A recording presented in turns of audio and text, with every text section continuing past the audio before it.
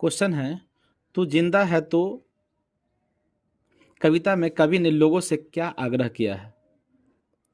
तू जिंदा है तो नामक कविता में कवि ने लोगों से क्या आग्रह किया है। ध्यान से सुनेंगे।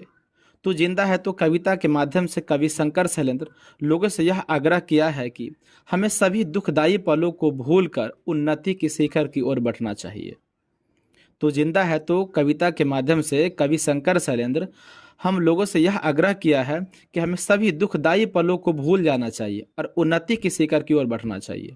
अगला क्वेश्चन है, जमी के पेट में पली आग, पले हैं जल जले, टीके न टिक सकेंगे भूख रोग के स्वराज। ये जो पंक्ति है इसका अर्थ क्या है। तो कहेंगे, कवि शंकर शैलेंद्र कहते हैं कि जिस प्रकार धरती में आग और भूकंप दोनों छुपे होते हैं, फिर भी धरती माँ घबराती नहीं है, डरती नहीं है, भागती नहीं है, उसी प्रकार भूख वाली रोग का राज भी नहीं टिक पाएंगे। भूख वाली रोग का राज भी अब नहीं टिक पाएंगे।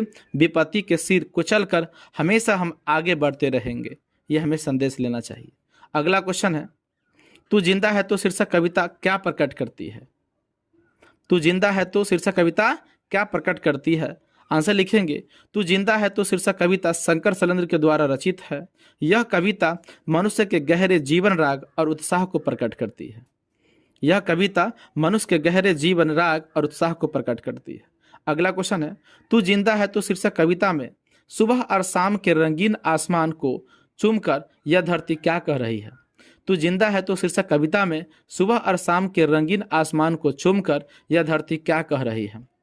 लिखेंगे, तू जिंदा है तो शीर्षक कविता में धरती सुबह और शाम के रंगीन आसमान को चूमकर यह कह रही है कि तू आ मेरा श्रृंगार कर, तू आ मेरा श्रृंगार कर, मुझे सुंदर बनाओ, और अगर है कहीं स्वर्ग तो उतार ला जमीन पर। अगर है कहीं स्वर्ग तो उतार ला जमीन पर। ठीक है। अगला क्वेश्चन है, ध्यान देंगे। हामिद मिठाई या खिलौने के बदले चिमटा पसंद करता है, क्यों। हामिद मिठाई या खिलौने के बदले चिमटा पसंद करता है, क्यों। कहेंगे, हामिद मिठाई या खिलौने के बदले चिमटा इसलिए पसंद करता है क्योंकि वह जानता है कि मिठाई या खिलौने थोड़े देर ही सुख देगा। मिठाई हो या खिलौना हो, थोड़े देर ही सुख देगा, लेकिन वह चिमटा खरीद लेगा तो उसकी दादी अमीना की रोटी सेकते समय हाथ नहीं जलेगी। हामिद अपनी दादी से बहुत प्रेम करता है, बहुत प्यार करता है। अगला क्वेश्चन है, ईद के दिन अमीना क्यों उदास थी। तो कहेंगे, ईद के दिन अमीना इसीलिए उदास थी क्योंकि ईद के दिन उसके घर में दाना नहीं था।